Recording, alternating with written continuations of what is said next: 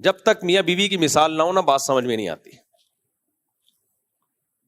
تو آپ کی بیگم نے آپ کو آ کے کہا کہ میں سوچ رہی ہوں غفار آپ سے زیادہ خوبصورت ہے, میں سوچ رہی ہوں. آپ کو غصہ آئے گا کہ نہیں آئے گا؟ بولو. آپ کا نام جمشید ہے اور وہ سوچ کیا رہی ہے غفار کے بارے میں کہ وہ زیادہ خوبصورت ہے. آپ نے اس پہ غصہ کیا, بیگم شٹ اپ, تم غفار کو مجھ سے زیادہ خوبصورت سمجھنے کا سوچ رہی ہو. تو کہ میں سوچ ہی رہی ہوں نا, میں کوئی غفار سے شادی تھوڑی کر رہی ہوں, نہ میں آپ سے ڈیورس لے رہی ہوں, میں صرف سوچ رہی ہوں اور جھوٹ بھی نہیں سوچ رہی. آپ دیکھ لو, یہ تصویر دیکھو اور اپنی دیکھو, اور حقیقت میں بھی غفار زیادہ خوبصورت ہو, واقعی ہو بھی. دیکھو آپ اپنے آپ کو دیکھو اور وہ دیکھو کتنا ہینڈسم. تو آپ اس بات پہ مطمئن ہو جاؤ گے, آپ بولو گے بات تو تم نے صحیح کی ہے, واقعی غفار ہے یار, میں تو اس کے مقابلے میں کچھ بھی نہیں ہوں. لہذا تم غلط نہیں سوچ رہی, تم جو سوچ رہی ہو وہ بولو صحیح سوچ رہی ہو, اس لیے میں اب کچھ نہیں کہہ سکتا. یہ کہو گے آپ نہ, آپ اسے بولو گے بیگم یہ بحث الگ ہے, غفار مجھ سے زیادہ خوبصورت ہے یا بدصورت ہے. خوبصورت ہو یا بدصورت ہو, آپ کو یہ سوچنے پر پابندی ہے. وہ جو ہوگا وہ ہوگا بھائی, آپ کے لیے تو میں ہی ہوں سب کچھ. آپ پہ فرض ہے کہ آپ یہ سوچو دنیا میں سب سے زیادہ ہینڈسم میں ہوں. کیا خیال ہے؟ یہی ہے کہ بیوی کو آپ نے بولا کہ دیکھو وہ تمہاری فرینڈ تھی کتنی خوبصورت, میں سوچ رہا ہوں کہ وہ بہت خوبصورت ہے. بیوی کو غصہ آئے گا کہ نہیں آئے گا؟ تو آپ نے بیوی کو کہا کہ تمہیں غصہ کیوں آ رہا ہے, تم دیکھ لو تصویر میں دیکھو کیسی خوبصورت ہیروئن جیسی لگ رہی ہے, اور تم اپنے آپ کو دیکھو پورے گھی کا ڈبہ لگ رہی ہو, تم کولیسٹرول کا ڈبہ لگ رہی ہو تم, وہ دیکھو. تو بیگم خوش ہو جائے گی, یہ بات تو صحیح کی آپ نے.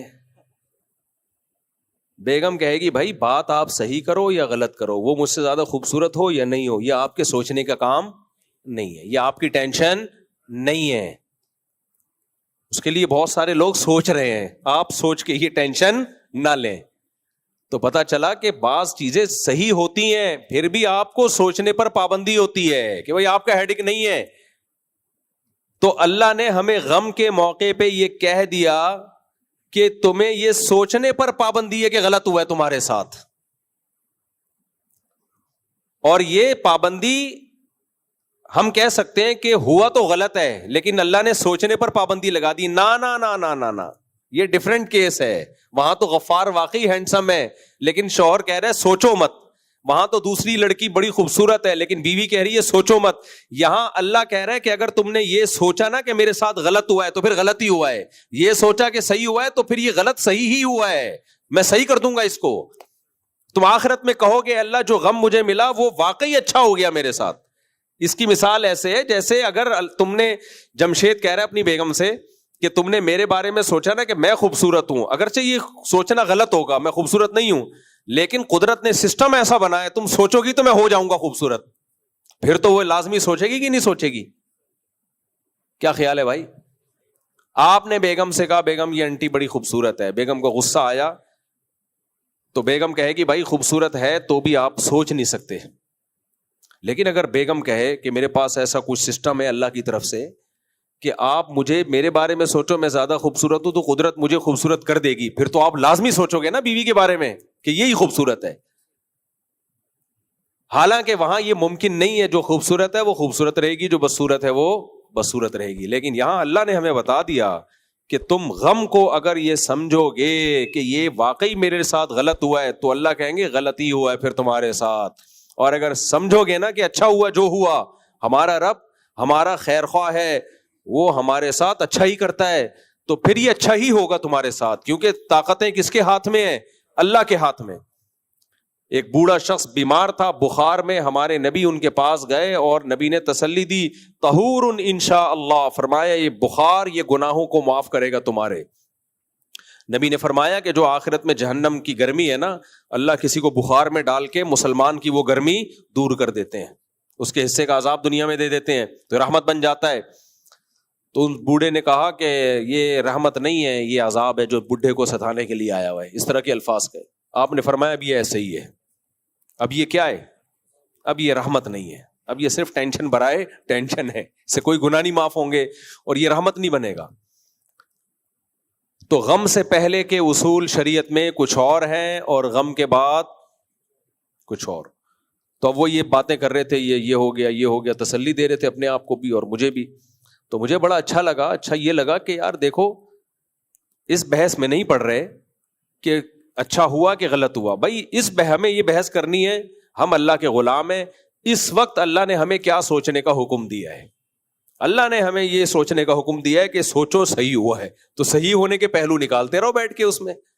لبرل اور سیکولر آدمی کے پاس یہ آپشن بولو نہیں ہے، وہ کہے گا نہیں غلط ہوا ہے، یہ غلط ہوا ہے میرے ساتھ، غلط ہوا ہے، غلط ہوا ہے تو کیا کروں، غلط ہوا ہے، ٹینشن میں جائے گا، پریشان ہوگا۔ پھر مسلمان ہر پہلو میں خیر نکالتا ہے، اور اس میں ہم کسی سے ڈیبیٹ نہیں کر سکتے۔ کوئی غیر مسلم اگر ہم سے کہیں یار تم خیر کیوں نکال رہے ہو، تو ہم کیا کہیں گے؟ بھائی جیسے جمشید کی بیوی پر یہ پابندی ہے کہ غفار کے بارے میں سوچے کہ غفار زیادہ خوبصورت ہے، ایسے ہی اللہ نے ہم پہ پابندی لگا دی ہے کہ ہم غم میں یہ سوچیں کہ ہمارے ساتھ غلط ہوا ہے۔ یہ کس نے پابندی لگا دی ہے؟ اللہ نے۔